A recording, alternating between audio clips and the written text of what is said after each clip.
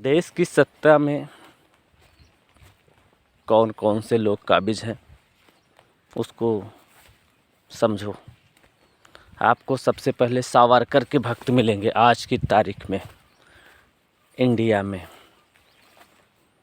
और कुछ गांधी के भक्त भी मिलेंगे, चेले, नेहरू जी के चेले मिलेंगे, अंबेडकर के चेले मिलेंगे, मार्क्स के चेले मिलेंगे।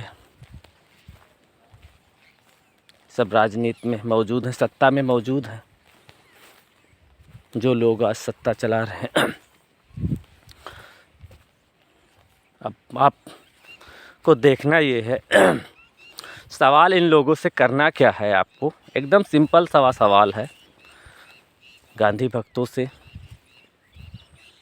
सावरकर के चेलों से, ये सब देखिए ऐसे ऐसे विचारधाराएं बताते हैं, वो हमारे तो समझ में नहीं आती, आपके भी समझ में नहीं आएंगी। अच्छा, सवाल जो मेन था जिसके लिए हमने ये सारी बातें आपको बताई कि सावरकर के चेलों से सवाल पूछिए, गांधी के चेलों से सवाल पूछिए, भगत सिंह के चेलों से सवाल पूछिए, तो सवाल क्या था सबसे महत्वपूर्ण। अच्छा, इतना मैं घुमा फिरा के आज इस बात को इसलिए मैंने कहा ताकि आप को इस प्रश्न की महत्वता समझ में आए, इसका महत्व क्या है वो समझना है। आप देखते होंगे मनरेगा मजदूर और सांसद दोनों की योग्यता बराबर है, मगर दोनों के वेतन में ज़मीन आसमान का अंतर है। तो मैं ये जानना चाहता हूँ भारत सरकार से, और जो सावरकर के चेले हैं, जो गांधी के चेले हैं, जो भगत सिंह के चेले हैं, उनसे मैं ये जानना चाहता हूँ कि आखिर आप लोग इन गलत नीतियों को क्यों सपोर्ट कर रहे हो, या आप सब लोग एक ही थैली के चट्टे बट्टे हो।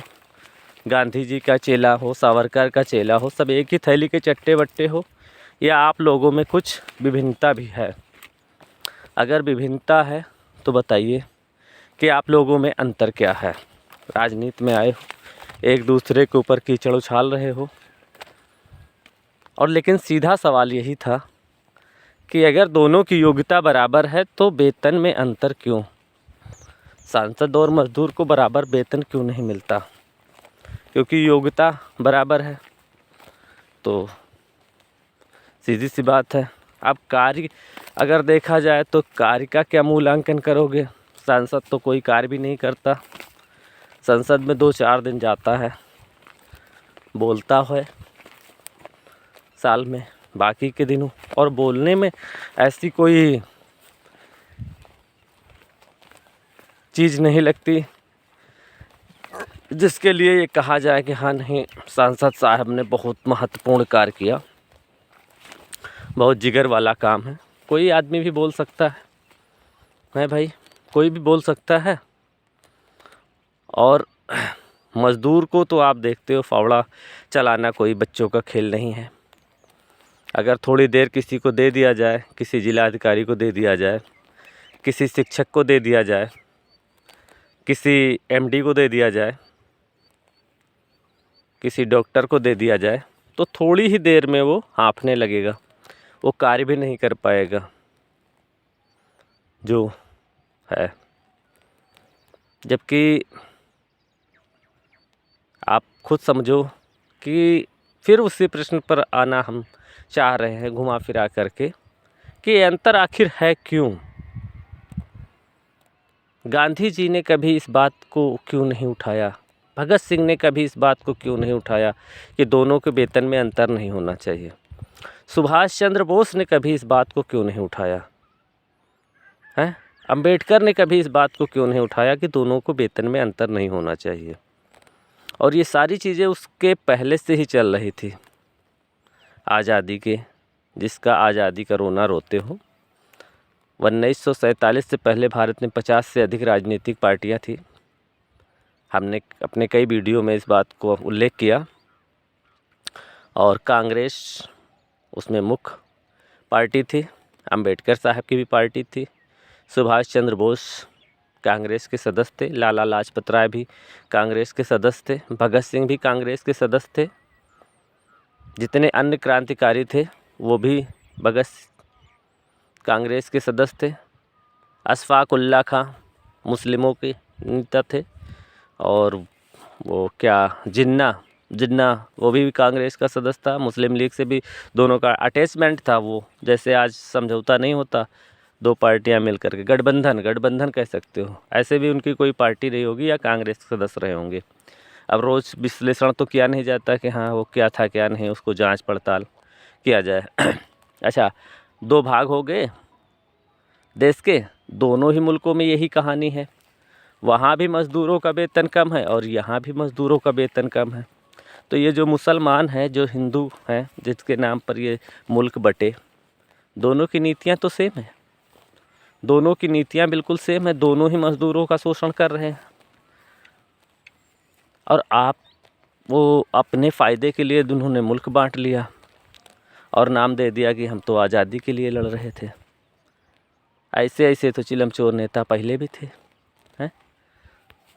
वो आज़ादी के लिए क्या लड़ रहे थे, बताएं तो सही, क्या लड़ रहे थे? आज़ादी की मिलने के बाद मज़दूरों को क्या फ़ायदा हुआ, किसानों को क्या फ़ायदा हुआ? सारी चीज़ें आप उनको देखिए। सांसद विधायकों को कितनी सुविधाएं मिलती हैं, किसानों को नहीं मिलती।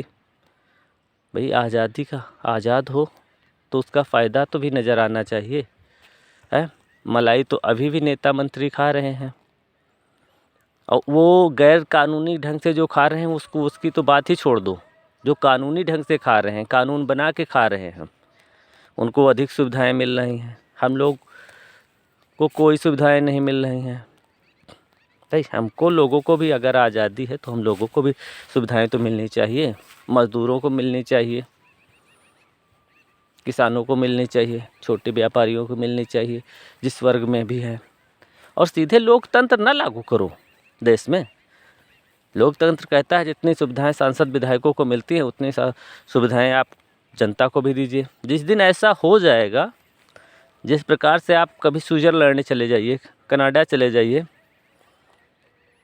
फ्रांस चले जाइए, जापान चले जाइए, वहाँ जितने नेता मंत्री हैं आपको शाम को मार्केट में थैला लिए हुए नज़र आएंगे।